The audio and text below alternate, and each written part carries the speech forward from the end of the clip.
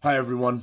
All right, let's get started with today's updates. I didn't have the shitbag roundup this weekend. We ended up having family stuff going on the weekend, and I didn't have the time to do a show.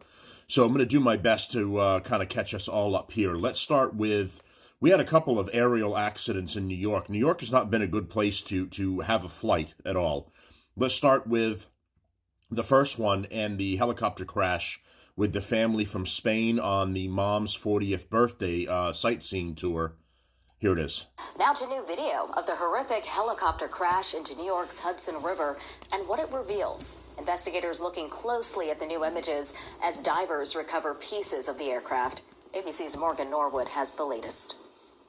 New video obtained by ABC News showing that doomed sightseeing helicopter twisting in the air before breaking apart and dropping out of the sky.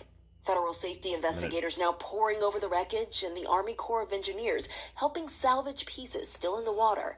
And tonight, the NTSB is investigating reports of a large flock of birds in the area and is appealing to the public for help. Birds. If you want to contact us because you believe that you have information that could be pertinent to our investigation. This is odd. Why they're saying this to me?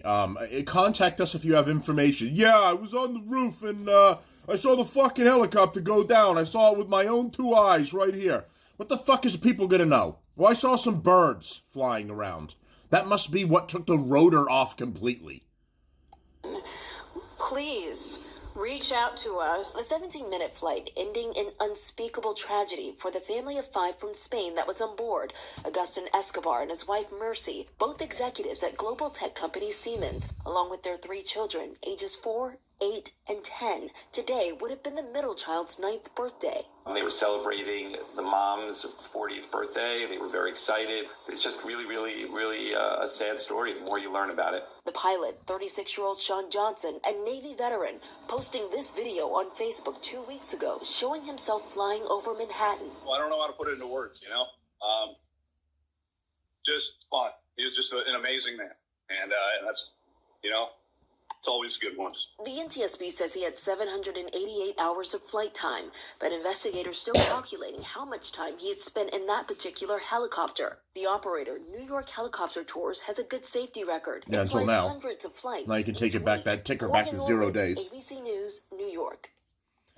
All right, so that was a helicopter crash, and obviously that was awful, and the poor family. As I understood it, 2 people were fished out of the Hudson that they went into? And I'm assuming maybe it was the adults, and they ended up dying a short time later at the hospital. But you know what? If my kids had died in the crash, I wouldn't want to survive it either. Let's move on to the next thing here, that happened right after that one, a couple of days later. This is the plane crash now that happened. We're learning more tonight about the victims on board that small plane that crashed upstate New York. Authorities kept cameras away from the crash site, but you can see some first responders at the scene today.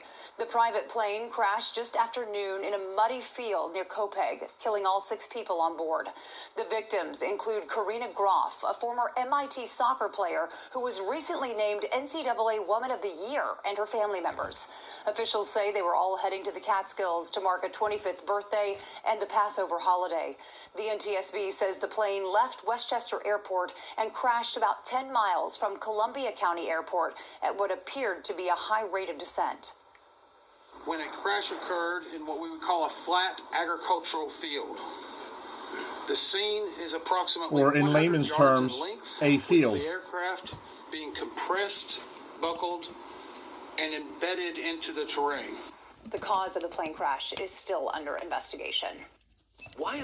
Everything is under investigation. No one knows nothing, but everything keeps crashing. My personal recommendation: don't get on. Keep your feet on the ground. So, this was just a little bit more about it. Woman of the Year among those killed in New York, as you heard mentioned, the NCAA Woman of the Year. Authorities released the identities of 6 people tragically killed in a New York plane crash on Saturday, including a highly acclaimed former student athlete. The 6 victims, most of whom were related, died at around 12:15 p.m. local time on Saturday. According to the Federal Aviation Administration, the aircraft, a Mitsubishi MU-2B, was en route to Columbia County Airport in Hudson, New York, when it crashed into an open, muddy field in Copiague, around 10 miles south. Karina Groff, a former Massachusetts Institute of Technology soccer player who was named the NCAA Woman of the Year in 2022, was one of the descendants, as well as both of her parents, Dr. Michael Groff and Dr. Joy Saney. Groff had been studying medicine at New York University at the time. Here's a picture of the family right here. Her brother Jared Groff and his partner Alexi Coyotes Durarte were also killed on the flight. Karina Groff's boyfriend James Santoro was aboard the flight and died as well. So just here's her on the field with the Boston Red Sox here. Woman of the Year, Karina Groff, seen here on April 3rd, 2023 with the Boston Red Sox.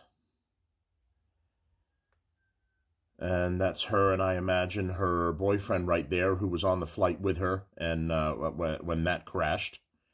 Here's her throwing out the first pitch at Fenway. Just, the amount of stuff I'm seeing about the crashes of airplanes.